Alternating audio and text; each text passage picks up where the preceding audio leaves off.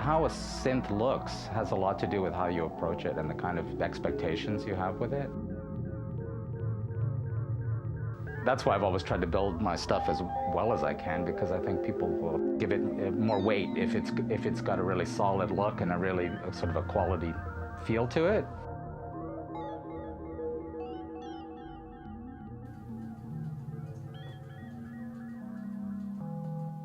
My approach usually is it something I want? Is it something that's missing from the modular world? Is it an improvement over existing designs? That's what I'm trying to do, just try and make something new.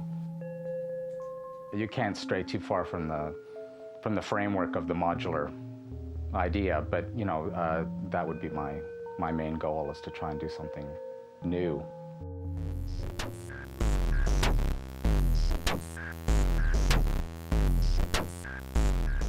Well, I consider myself to be an electronic luthier. And I actually had a career previously where I did make guitars and stringed instruments, and I did an apprenticeship for several years in England, and I was a really proficient woodworker at one time. And this is just an extension of that. It's all about the making of a musical instrument, and to me it's no different, except it's soldering instead of sawing.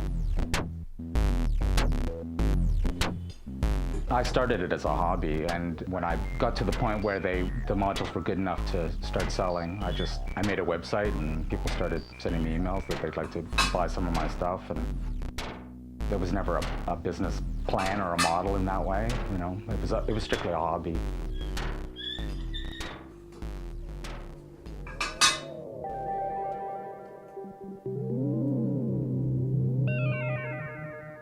There's not enough demand to start a factory environment. We would all be out of work in a couple of weeks. There would just be not enough customers to support that style of building. I mean, unless you did it very cheaply. Then it becomes really a business. And I like the sort of artistic aspect of it as well. It's not just about the money. Obviously, I have to earn a living, but it really is a craft. It's a craft.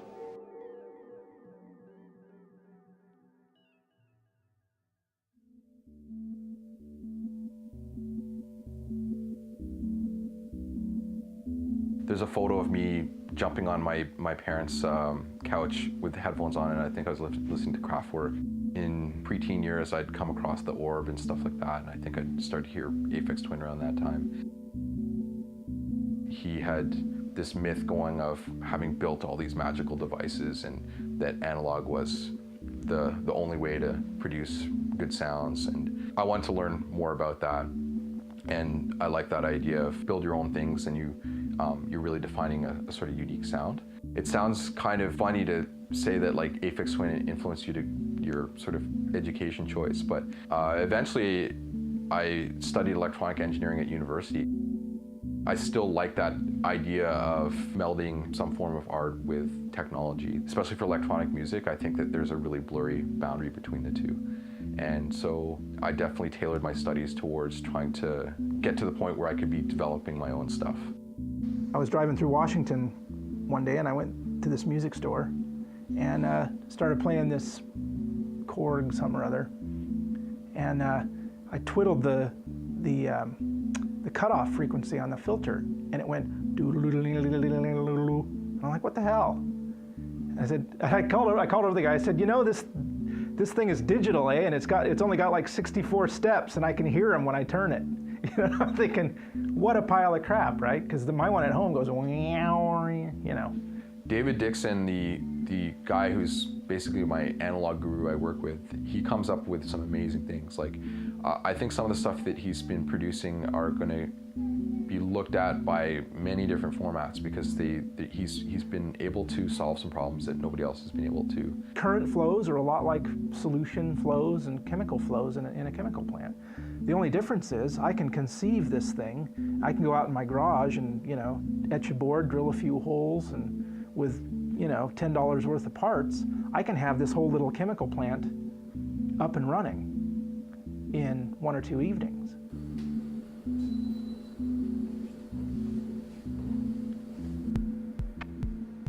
I'm definitely not interested in being like a giant corporate structure where you lose control over people having passion for the things.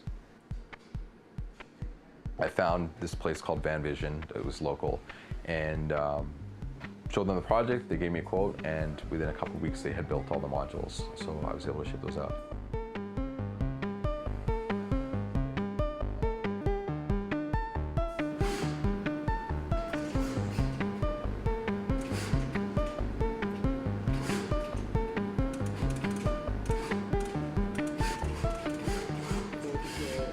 Hanging out with Danjel and seeing how he goes about getting these modules made, sometimes I feel almost like they're made in spite of, you know, in spite of things rather than because of them. You know, it's not easy to make stuff in North America, I don't think. It can be quite difficult.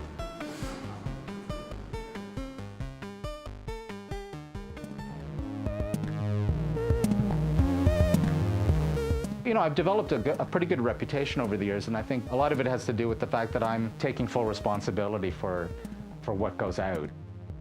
Then you've got an on and off button as well that controls the whole system, right? And the fact that they're speaking directly to me, it's all part of the PR machine. Because it's such a small scale business, I think people just like to be able to deal direct. To me, he is one of the most forward-thinking people in the industry. You know, the touch sequencer, the CB recorder, you know, it goes on. He's just done so much cool stuff, and what a brain.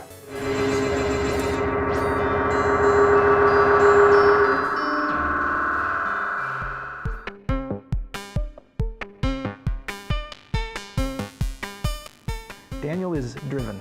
You know, in September, he quit his day job, so he does this full time. I mean, he takes risk. He takes financial risk, you know, because it takes some capital to do this, right? Like the ones I get now are made in China, but we got a mold done. They're really inconsistent in the quality compared to that. I work pretty obsessively. I work 7 days a week, all my spare time. I've given up on doing a lot of other stuff, like I'm not producing as much music, or I like to work on visual arts and stuff like that. I'm all the time thinking about synth design. Danjel works so hard. I mean, the guy works 14, 16 hours a day. He is always working. If I start building something, like it could be any prototype that I've just got boards for, or a kit or whatever, I can't stop. I will go until it's done, even if that means I'm up all night. And I can't wait to plug it in. But once it's done, pretty much the first thing I'm thinking about is like, what mods can I do to this?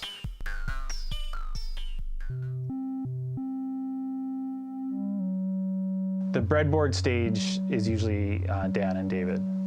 And then by the time it's like a workable module, then I get my hands on it and start to play with it. We were looking for sounds that were not normal, not classic, new sounds, but sounds with variation where, although the melodic structure or the rhythmic structure is simple, the timbral structure is complex and controllable. And with a modular, that's very easy to achieve. It's really, really gratifying to get compliments back from people that they love your gear and they use it all the time and they've made cool sounds. I feel like I put my heart into a lot of these things. Like I really want to make good stuff that people embrace and use for creative purposes and to make something cool.